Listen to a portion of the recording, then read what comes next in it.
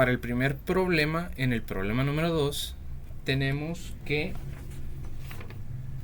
un automóvil de masa de 1500 circula por una curva de radio de 50 metros, la cual está peraltada con un ángulo de inclinación de 20 grados. Suponiendo que no hay fricción entre los neumáticos y la carretera, se pide realizar un diagrama de cuerpo libre, calcular la velocidad y, si el radio de la curva se incrementa a 80 metros, determinar la nueva velocidad necesaria para que la fricción se pueda omitir. En la primera ocasión tenemos aquí el diagrama de cuerpo libre. Tenemos el eje de radio, el eje de Y nos dice que está en un ángulo de 20 grados. Aquí tenemos el ángulo de 20 grados, que es a donde iría perpendicularmente la fuerza normal. Y la W, que es masa por gravedad, sería hacia abajo. La sumatoria de fuerzas tenemos el coseno de 20 sobre newtons, porque sería de este lado, menos la W, ya que está para abajo. Sustituyendo esto, tendríamos que la fuerza normal se podría calcular con la masa por gravedad dividido el coseno del ángulo. En la sumatoria de fuerzas en X, ya que tenemos aceleración centrípeta, sería igual a masa por aceleración según las leyes de Newton. Resolviendo esto, tendríamos la normal en el eje X es igual a masa por aceleración. Descomponiendo la aceleración y descomponiendo los newtons, podemos llegar a que esta es la fórmula si queremos obviar la fricción, que sería velocidad es igual a esta fórmula de aquí. Esto sería con los 50 metros, y para los 80 metros solo sería de sustituir este 50 por este 80. Esta sería la velocidad. El problema principal en el ejercicio fue el diagrama de cuerpo libre, ya que se tomó no de esta manera.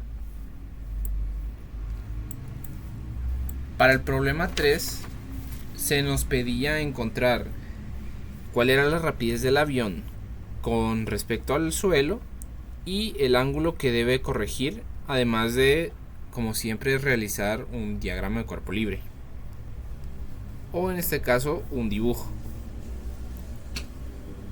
El avión va hacia el norte, lo cual se representa con esta flecha de aquí, y esta flecha de aquí es representada por el aire que sopla. Lo que tendríamos que encontrar sería esto de aquí, aparte de también esto. La fórmula normal sería la velocidad del avión sobre la tierra es igual a la velocidad del avión sobre el aire más la velocidad del aire sobre la tierra. Sabemos la velocidad del avión sobre el aire, que es de 300 km por hora. Y aquí podemos hacer nuestra tablita de X y Y para las tres incógnitas.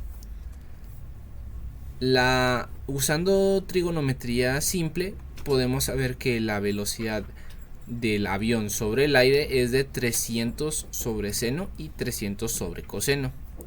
Esto dado gracias a esta imagen.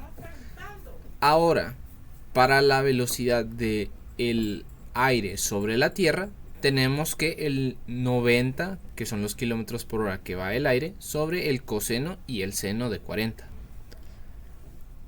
Y la velocidad del avión sobre la tierra la podemos saber gracias a esta flecha de aquí. No hay en X y sí hay en Y. Es justo lo que tenemos que encontrar.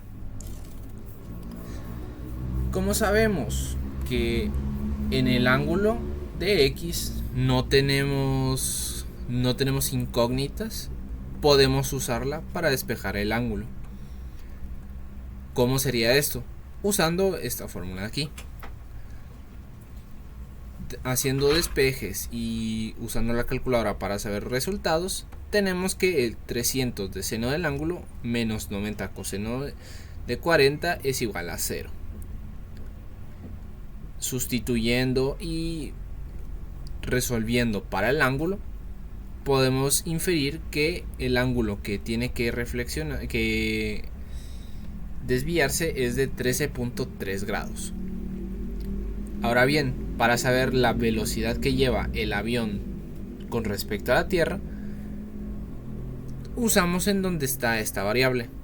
De esta misma manera, aplicando también esta misma fórmula, podemos saber que 300 del coseno del nuevo ángulo que tenemos aquí, que es 13.3 grados, menos 90 seno de 40, es igual a la velocidad del avión sobre tierra. Haciendo el despeje tenemos que es 234 km por hora. En el parcial, lo que falló fue la tabla de valores en X y en Y, ya que no se especificó qué era cada cosa, por lo cual ese fue el error. Luego tenemos el problema número 4, el cual nos pide dibujar un diagrama de cuerpo libre para cada masa, determinar la magnitud de la tensión y determinar el valor de F necesario para que el sistema se mueva con la aceleración indicada. Primero que nada, tendríamos que plantear nuestros diagramas de cuerpo libre. Una vez ya aplicados, podemos pasar a la sumatoria de fuerzas. La sumatoria de fuerzas en el eje X del número 1 es igual a 0, ya que no tenemos un movimiento, simplemente tenemos la fuerza normal y W.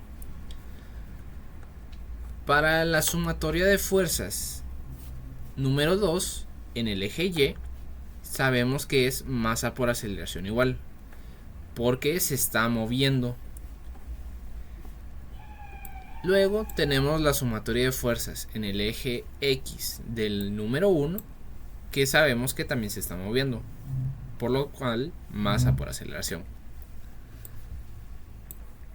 Sabiendo que la fuerza normal de A es igual a W y necesitamos la fuerza de fricción, ya que solo tenemos el coeficiente de fricción, por lo cual, haciendo un poco de despejes, tenemos que la fuerza de fricción es igual a mu cinético sobre la fuerza normal, y la fuerza normal es masa por gravedad, y recordemos que la fuerza normal es básicamente masa por gravedad en este problema, por lo cual podemos sustituir o inferir que la fuerza de fricción es mu sobre masa por gravedad. Teniendo este dato, ya podemos encontrar la tensión, la cual la tenemos aquí en el eje X. La tensión menos la fuerza de fricción es igual a masa por aceleración. Despejando la fuerza de fricción, nos quedaría algo como esto. Sacamos factor común, masa de A es igual a por aceleración más mu por gravedad, y tenemos que la tensión es de 38.8 newtons. Ya sabiendo la tensión, podemos seguir con la sumatoria de fuerzas en el eje Y de la número 2. Aquí tenemos tensión menos fuerza aplicada, que es esto, menos también W. Esto es igual a masa por aceleración. Haciendo un despeje, tendríamos que la fuerza necesitada es igual a la tensión más la masa V por la aceleración menos W de V. Sustituyendo datos, tendríamos que al final la fuerza es de 19.6 newtons. El error principal del parcial fue en el diagrama de cuerpo libre, omitiendo la fuerza y algunos valores que se tomaron por alto.